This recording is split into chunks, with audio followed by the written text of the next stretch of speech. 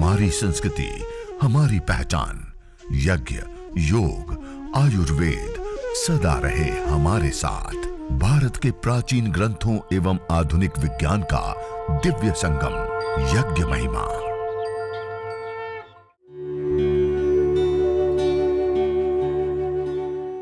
भारतीय संस्कृति में यज्ञ, योग एवं आयुर्वेद जैसी अमूल्य विद्याएं हैं, जिसका मूल है वेद। इतिहास की ओर दृष्टि डालें तो भगवान राम, भगवान कृष्ण से लेकर राजा महाराजाओं, ग्रामवासियों व अरण्यवासी ऋषियों की कुटियों तक नित्य व नैमित्तिक यज्ञों का प्रचलन देखने को मिलता है।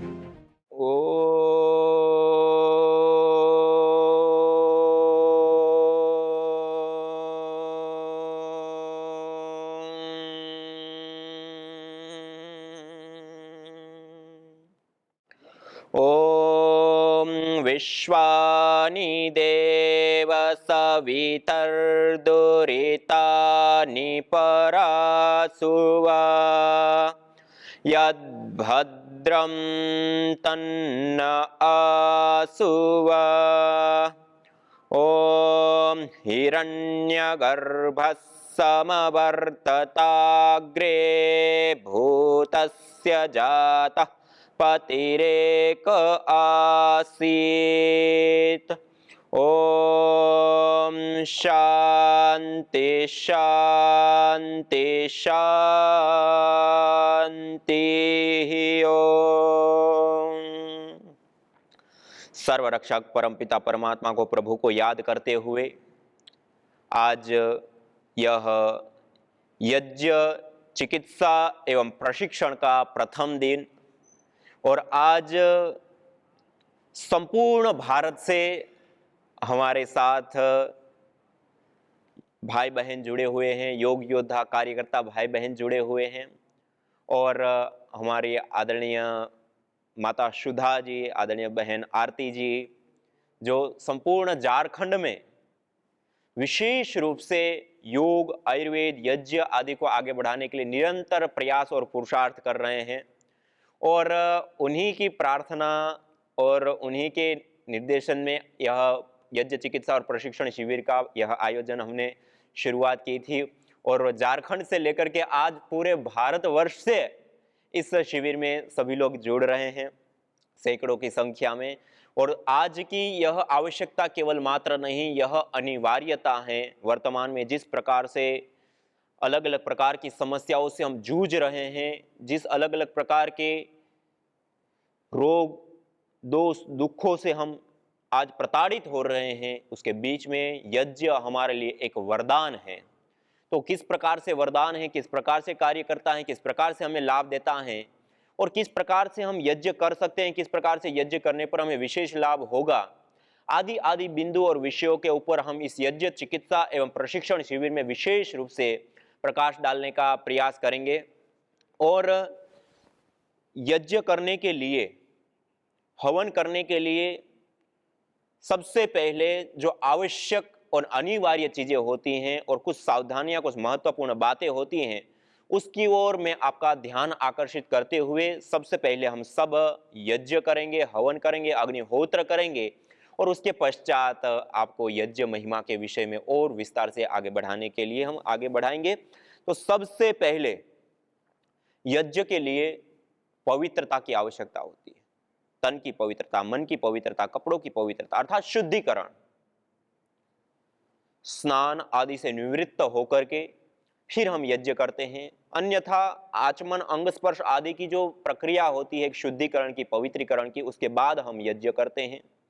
दूसरा, हम जिन वस्त्रों को पहनते हैं वो यज्ञ करते समय सुचारू कपड़े हों, जिसके अंदर हवा का आवागमन, जैसे आज हम वर्तमान में जीन्स पैंट और फुल टाइट वस्त्र पहनते हैं, उससे हम बचे। जो पाश्चात्य संस्कृति के अंदर जो पहने जाते हैं पोशाक, क्योंकि वो उस समय उस स्थानों पर विशेष गर्मी आदि होने के कारण वो उस प्रकार के कपड़े आदि का वहाँ के हिसाब से उनके लिए ठीक है। लेकिन हम यदि यज्ञ करते तो उसके लिए पोशाक, हमारा ड्रेस, हमारा वस्त्र कैसे होने चाहिए? तो खुले हो, जैसे हमारे भारतीय परिधान जो भी हम कहे, धोती कुर्ता से लेकर के, और माताओं बहनों को साड़ी सलवार आदि से लेकर के जो अलग अलग हम भारतीय पोशाक जितने भी हैं वो यज्ञ के लिए उपयुक्त और उचित खुले वस्त्र ठीक होते हैं।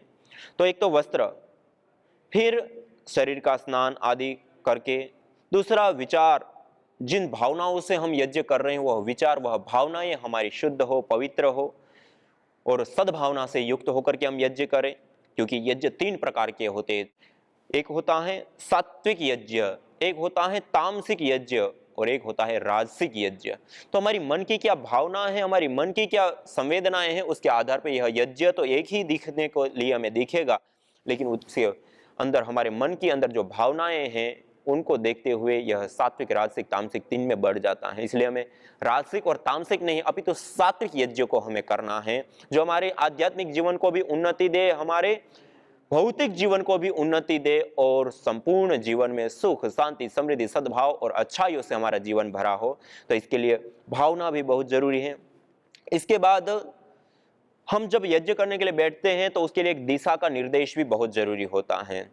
दिशा के लिए जो मुख्य यजमान होता है, जो मेन व्यक्ति होता है, जो घी की आहुति देता है, उसको यजमान कहते हैं। जिस ओर वो बैठता है वह पूर्वाभिमुख होकर के बैठे, उसके सामने की ओर सूर्य हो, पूर्वाभिमुख होकर के पश्चिम दिशा की ओर, वेदी के यज्ञ कुंड की पश्चिम दिशा में वो बैठता है। इससे अतिरिक्त जो परिवार के अन्य जन हैं वो वेदी के अन्य भागों के ऊपर बैठ सकते हैं और बैठते हैं। यह देव यज्ञ, दैनिक अग्निहोत्र या चिकित्सा यज्ञ जिसको हम कहते हैं, उसके ये सामान्य नियम है। यदि इन चीजों का हम ध्यान रखते हैं तो उसका हमें विशेष लाभ होता है। एक और चीज आवश्यक होती है, वह होता है समय, कि हम यज्ञ किस समय करें। दैनिक यज्ञ हमने दैनिक करना है, प्रतिदिन करना है, या चिकित्सा यज्ञ हमें करना है तो हम कब करें। तो उसका आदर्श समय है प्रातः काल और सायंकाल, सूर्योदय और सूर्यास्त का समय। यदि उस समय में हम नहीं कर पा रहे हैं, कोई कारणवश, कहीं कार्य है, कोई बिजनेस है, कोई ऐसा रास्ते में या किसी भी प्रकार की कोई भी इस प्रकार की बाधा है, तो उस हम कोशिश करें कि सूर्योदय और सूर्यास्त के जो 45 मिनट का समय होता है उसके अंदर हम कर लें। यदि उसमें भी नहीं कर सकते तो कभी भी करें, लेकिन करें अवश्य, क्योंकि यज्ञ करने पर अनंत लाभ होता है, जबकि ना करने पर, धरती पर सारे कर्म करने पर पाप होते हैं या पुण्य होते हैं। अच्छा काम होगा तो पुण्य और बुरा काम होगा तो पाप होगा। लेकिन यज्ञ, हवन, अग्निहोत्र एक ऐसा कर्म है जिसको नहीं करने पर भी पाप लगता है। क्यों? जिस प्रकृति का हम प्रयोग ले रहे हैं, अग्नि, वायु, जल, पृथ्वी से लेकर के समस्त प्रकार के ऐश्वर्य जो हमें प्रकृति के द्वारा प्रदत्त है, उसका हम प्रयोग तो ले रहे हैं, लेकिन उसके लिए हम कर क्या रहे हैं? उसके पोषण के लिए, उसके संवर्धन के लिए, उसके शोधन के लिए हम कुछ नहीं कर रहे हैं। और उनके पोषण संवर्धन का जो कार्य है वो संपन्न होता है यज्ञ के माध्यम से। इसलिए यज्ञ नहीं करने पर भी पाप होता है। इसलिए श्रीमद् भगवद गीता में, रामायण, महाभारत आदि हमारे ऐतिहासिक ग्रंथ हो, चाहे नीति शास्त्र हो, चाहे स्मृति शास्त्र हो, चाहे स्वयं वेद हो, सभी जगह पर यज्ञ नहीं करने वाले की निंदा की गई है। यज्ञ नहीं करने वालों को पापी कहा गया है। बिना यजन का भोजन करना अन्न का पान नहीं, अपितु तो पाप का खाने वाला कहा गया। यज्ञ शिष्टा सिन संतो मुच्यन्ते सर्व किल्बिषे भुंजते तु त्वगम पापा ये पचन्ति आत्म कारण कहा। जो यज्ञ करने के बाद अन्न का पान करता है वो सभी पापों से छूट जाता है, और बिना यजन का भोजन करता है वो पापी पाप का भोग कर रहा है। पापी कहा उसको, वो पापी पाप का भोग। भुंजते तु त्वगम पापा ये पचन्ति आत्म कारण। और आगे जाकर के फिर बताया कि यज्ञ दान तपः कर्म न त्याज्यम कार्यमेव तत्। यज्ञ दान तपश्चैव पावनानि मनीषिणाम। यज्ञ दान और तप रूप कर्म को कभी नहीं त्यागना चाहिए। यह पावनानि मनीषिणाम, यह तो मनुष्यों को भी पावन करने वाला होता है, तो सामान्य व्यक्ति की तो बात ही बहुत दूर की होती है।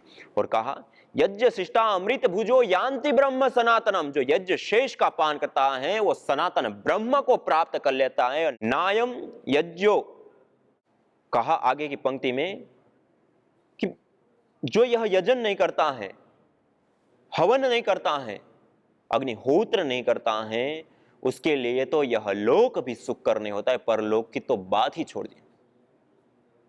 कुतो अन्य कुरु सत्तमा, कहा नायम यज्ञो कुतो अन्य कुरु सत्तमा।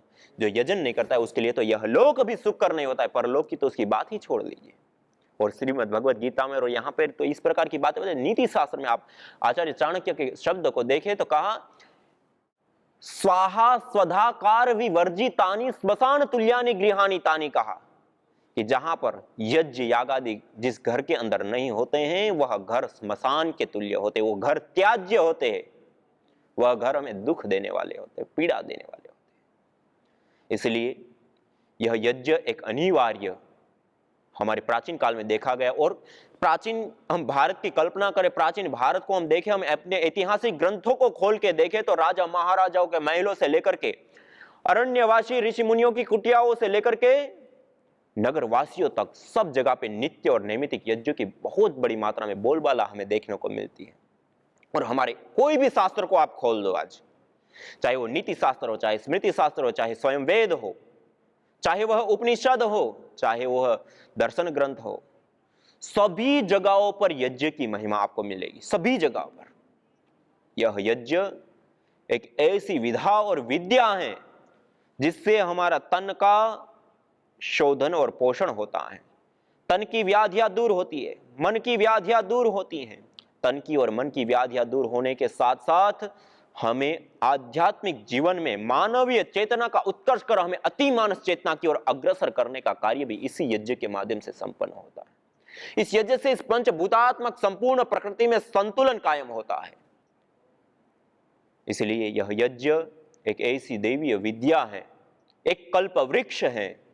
सत्याः सन्तु यजमानस्य कामाः इष्ट कामधुक् सर्वत कामधुक्, कहा कि जो इस यज्ञ की शरण में बैठता है, यज्ञ करता है और जो मनोकामना करता है वह उनके पूर्ण होती है। सत्याः सन्तु यजमानस्य कामाः इष्ट कामधुक् सर्व काम। अलग अलग शास्त्रों में अलग अलग जगहों पे अलग अलग रूपों में यज्ञ को इच्छित कामनाओं को पूर्ति करने वाला कहा गया है। इसलिए आज हम यह यज्ञ के इस विशेष सत्र में हम सबसे पहले इस यज्ञ को कैसे करना है, किस प्रकार से हमें सामग्री तैयार करनी है, किस प्रकार से पूर्व तैयारी करनी है और किस प्रकार से यज्ञ करना है, वो पहले स्टेप पे हम देखेंगे। और अगले स्टेप पे हम इसकी जो वैज्ञानिकता है, इसके जो चिकित्सा के पहलू हैं, इसके जो हवन सामग्रियां हैं रोगों के अनुसार आदि आदि बहुत कुछ हम जानने का प्रयास करेंगे। तो आइए, सबसे पहले हमें यज्ञ करना है, हवन करना है, अग्निहोत्र करना है, तो पूर्व तैयारी हम कैसे करें। तो पहले, सबसे पहले मैंने कहा वस्त्र की बात बताई, दूसरी दिशा की बात बताई। इसी प्रकार से जो अलग अलग चीजों की हमें आवश्यकता होती है उसमें से एक आवश्यकता होती है यज्ञ कुंड की। यह आप देख पा रहे हैं, यह हमारे पास तांबे का हवन कुंड है। यदि आपके पास ऐसा तांबे का हवन कुंड नहीं है तो कोई भी आप अपने घर के अंदर छोटी सी प्लेट स्टील की आप प्रयोग करते हैं, या आप अन्य कोई इस प्रकार का पात्र होता है, तो एक प्लेट को आप उल्टा रख दीजिए और उसके बाद एक दूसरी प्लेट उसमें सीधा रख दीजिए। नीचे वाली प्लेट जो है वो नीचे फर्श को गर्म नहीं होना देगी, एक स्टैंड का काम करेगी, और ऊपर वाली जो प्लेट है उसके अंदर थोड़ा से कंकड़ पत्थर और रेत को धो करके उसमें बिछा दीजिए 1 इंच मोटा पूरा, और उसके ऊपर आप समिधाओं का चयन करते हुए उसमें आप यज्ञ कर सकते हैं। इसको कहते हैं स्थांडिल। जब हमें 100 आहुतियां पर्यंत करना होता है तो हम स्थांडिल के अंदर भी यज्ञ कर सकते हैं। लेकिन आप यदि चिकित्सा के लिए यज्ञ करना चाहते हैं और एक विशेष प्रभाव को एक विशेष समय के अंदर आप प्राप्त करना चाहते हैं तो अवश्य आप ये तांबे के हवन कुंड का प्रयोग करें, क्योंकि तांबे के अंदर जब अग्नि प्रदीप्त होती है और उस अग्नि के अंदर जो गैसें बनती हैं वह एक विशेष ही गैसों का समुदाय एक विशेष ही प्रकार से हमें प्राप्त होता है। तो विशेष आप लाभ लेना चाहते हैं तो अवश्य तांबे के हवन कुंड का आप प्रयोग, क्योंकि यह सुचारू भी होता है। इसका जो यह शेप होता है इसको कहते हैं ज्यामितीय आकार। जितनी लंबाई होती है सामान्य रूप से हमें अधिक आहुतियां देनी होती है, और बड़ा कुंड बनाने तो जितनी हमारी लंबाई होती है उतनी चौड़ाई होती है और उतनी ही गहराई होती है, और उसका 1/4 तल बनाते हैं। लेकिन यदि हम 1 फीट बाई 1 फीट से छोटा हम हवन कुंड बनाते हैं तो फिर तल को थोड़ा सा ऊपर उठाते हैं। तो इस प्रकार से ये सामान्य रूप से ऐसा कोई भी एक आप हवन कुंड ले सकते हैं, अन्यथा जो मैंने स्थांडिल बताई उसका आप प्रयोग कर सकते हैं। कोई मिट्टी का भी आप इस प्रकार का हवन कुंड या इस प्रकार का पात्र का प्रयोग कर सकते हैं। उसको अपने घर के अंदर कोई एक इस प्रकार की, देखो आप मेरे पास देख रहे हैं, इस प्रकार की कोई एक प्लेट या थाली के अंदर आपने इसको रख लिया। एक प्लेट के ऊपर स्टैंड रख दिया, ये हमने स्टैंड रखा हुआ है, और स्टैंड के ऊपर हमने हवन कुंड रख दिया। और आपके पास ये सब कुछ नहीं है, तो जैसे मैंने कहा एक थाली उल्टी रख दी, उसके ऊपर एक थाली सीधी रख दी, ये हमारे हवन कुंड तैयार हो गया। दूसरी हमें आवश्यकता होती है कुछ प्लेटों की, चाहे वह सामग्री है, चाहे वो धूपन के लिए गुग्गुल आदि हैं, चाहे वो समिधा रखने के लिए पात्र हैं। ये आप 2-3 चीजें आप मेरे सामने देख पा रहे हैं। तो इसमें से जो भी चीज आपको आवश्यक होती हैं, उसके अनुसार आप उतनी प्लेटें रख ले। 2-3-4 जो आवश्यक प्लेटें हैं, वो पीतल की भी आप रख सकते हैं, तांबे की भी रख सकते हैं, चाहे अन्य जो भी धातु की आपके पास अवेलेबल हो उसका आप प्रयोग कर सकते हैं। तीसरा हमें आवश्यकता होती है जल के पात्रों की, जैसे आप मेरे सामने देख पा रहे हैं, एक ये हमारे पास कलश रखा हुआ है और दूसरा हमारे पास यह आचमन पात्र रखा हुआ है, जिसके अंदर एक चम्मच, एक कटोरी और उसके साथ साथ यह एक छोटी सी प्लेट। ये 2-3 चीजें हमें, ये अवशिष्ट जल आचमन करने के बाद हाथ धोकर के अवशिष्ट जल डालने के लिए, चम्मच हथेली में जल लेने के लिए, और यह कटोरी। यह यदि तांबे का हो तो उत्तम, कोई भी जल का पात्र होता है वो तांबे का होता है तो उत्तम माना गया, तो ये तांबे के पात्र हम कलश और ये रख सकते हैं। इसी प्रकार एक पात्र की और हमें आवश्यकता होती है, वह होता है घृत का पात्र। ये आप मेरे सामने देख पा रहे हैं, ये हमारे पास बड़ा पात्र। आप अपना घर में जैसे छोटा हम हवन करते हैं तो 50 ग्राम 100 ग्राम घी आ जाए, उतना छोटी सी कटोरी या पात्र आप ले सकते हैं। और जैसे ये हवन कुंड किट रखी है, हवन किट या पतंजलि योगपीठ से अभी सब जगह पे उपलब्ध है, तो इस हवन किट के अंदर यज्ञ करने के लिए घी के पात्र से लेकर के, ये श्रु चम्मच से लेकर के, सामग्री की प्लेट से लेकर के, कलश से लेकर के, ये आचमन पात्र, चम्मच, आचमन प्लेट से लेकर के, दीपक से लेकर के, जो भी आवश्यक सामान होता है हवन यज्ञ अग्निहोत्र को करने के लिए, वो सब इस हवन किट के अंदर उपलब्ध है।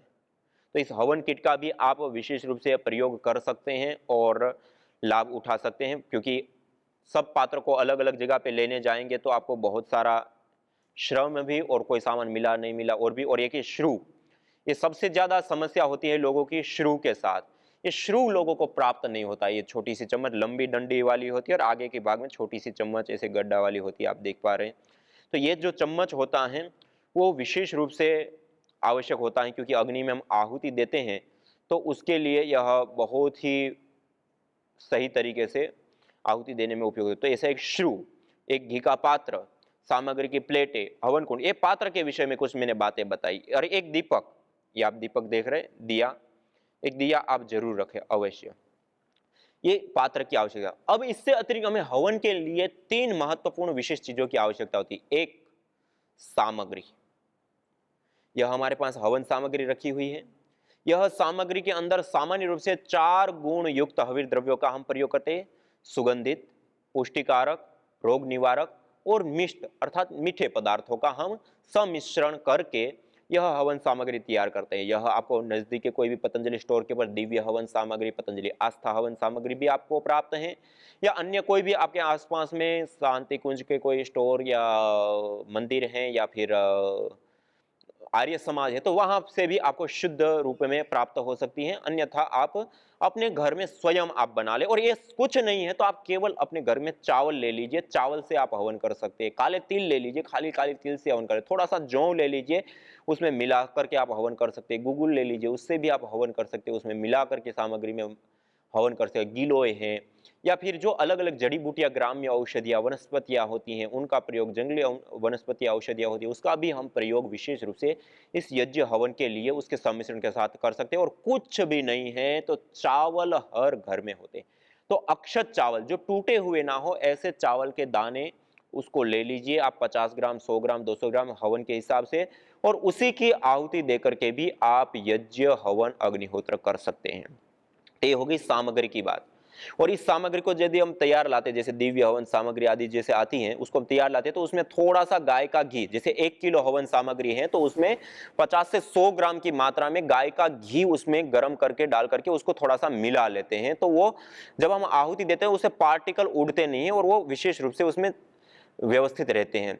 तो ये सामग्री, और यदि इस सामग्री सामान्य रूप से त्रिदोष शामक के रूप में हम प्रयोग करते हैं। और यदि रोग विशेष हैं तो ये जैसे मेरे सामने आप देख रहे हैं, रोगानुसार हवन सामग्रियां रखी हुई है। आज पतंजलि योगपीठ से 20 से अधिक हवन सामग्रियां हैं जो रोगानुसार अलग अलग बनाई हुई, जैसे मधुमुक्ता है डायबिटीज के लिए, ज्योतिषमत्यादि है मिर्गी आदि रोग या मस्तिष्क से संबंधित रोगों के लिए। इसी प्रकार से मेध्य हवन सामग्री है जिनको नींद ना आता हो, बहुत ज्यादा सिर में दर्द, भारीपन से लेकर के स्मृति शक्ति, हाथ से लेकर के अलग अलग प्रकार के जो मस्तिष्क रोग होते हैं उनके लिए। इसी प्रकार त्वक कांति हवन सामग्री जो है वह विशेष करके चर्म रोगों के लिए। कुष्ठग्न हवन सामग्री एक है, ये कुष्ठ रोगों के लिए, विशेष करके जो सल गड़ जाते हैं हाथ पैर नाखून आदि उसके लिए। यक्ष्मा हर हवन सामग्री टीबी आदि रोगों के लिए। हृदय हवन सामग्री हार्ट से संबंधित रोगों के लिए।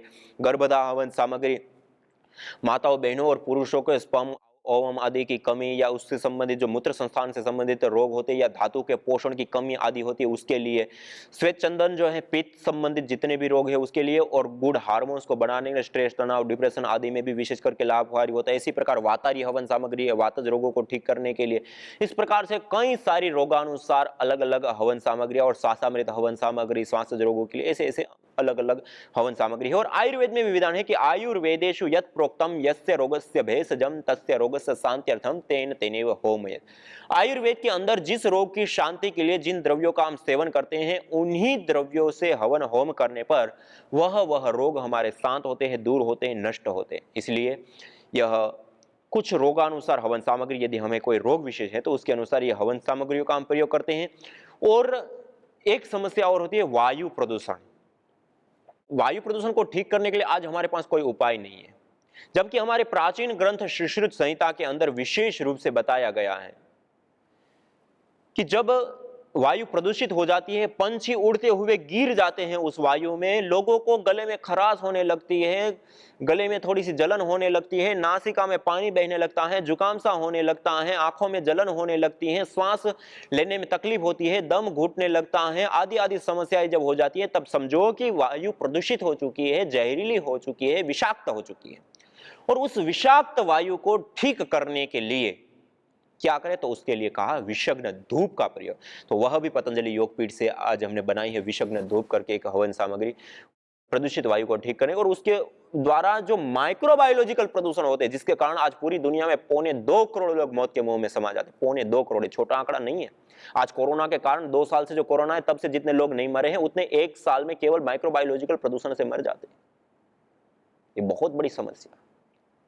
और उस माइक्रोबायोलॉजिकल प्रदूषण को भी वो दूर करने का कार्य करता है। विषग्न धूप के अंदर बहुत बड़ी मात्रा में एंटी माइक्रोबायल एक्टिविटी होती है जिसके कारण से सूक्ष्म जीव, बैक्टीरिया, वायरस, फंगस आदि को दूर करने के भी सामर्थ्य होते हैं। और इससे अतिरिक्त जो हमारे घर के अंदर आज वर्तमान कोरोना काल में हम सरसों का प्रयोग हवन सामग्री में जरूर करें, मिश्री का प्रयोग हम हवन सामग्री में जरूर करें, नारियल का प्रयोग, काले तिल का प्रयोग, कुटज का प्रयोग, स्वच्छ का प्रयोग, इस प्रकार के कुछ हविर द्रव्य इसमें से जो उपलब्ध है, ऐसा नहीं कि सब आपको चाहिए ही चाहिए, आपके पास सबसे ज्यादा उपलब्ध। देखिए हर घर में हम छोक लगाते हैं, राई, सरसों, यदि पीली सरसों हो तो श्रेष्ठ है, ना हो तो दूसरी सरसों का आप प्रयोग ले लें।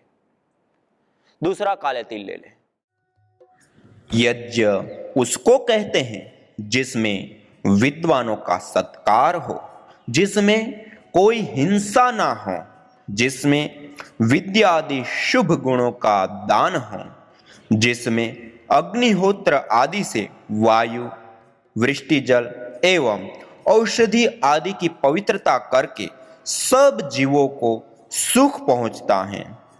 यज्ञ उसको कहते हैं अग्निहोत्र से लेके अश्वमेघ पर्यंत वह जो शिल्प व्यवहार और पदार्थ विज्ञान है जो कि जगत के उपकार के लिए किया जाता है उसको यज्ञ कहते हैं। यज्ञ भारतीय संस्कृति का मूल है। तो आइए हम संकल्प लें, संसार के श्रेष्ठतम कर्म यज्ञ को अपनाएं, पिंड और ब्रह्मांड में संतुलन कायम करने वाले यज्ञ को अपने जीवन का अभिन्न अंग बनाएं एवं प्रकृति मां के प्रति अपने ऋणों को अदा करें। विश्व स्वास्थ्य का एक नारा, यज्ञ से होगा जग उजियारा। भारतीय संस्कृति की अमूल्य विरासत यज्ञ की महिमा को जानने हेतु वैदिक चैनल पर प्रतिदिन प्रातः एवं सायं 11:30 बजे यज्ञ महिमा कार्यक्रम से जुड़े। विशेष जानकारी हेतु संपर्क करें। मोबाइल 9068565306।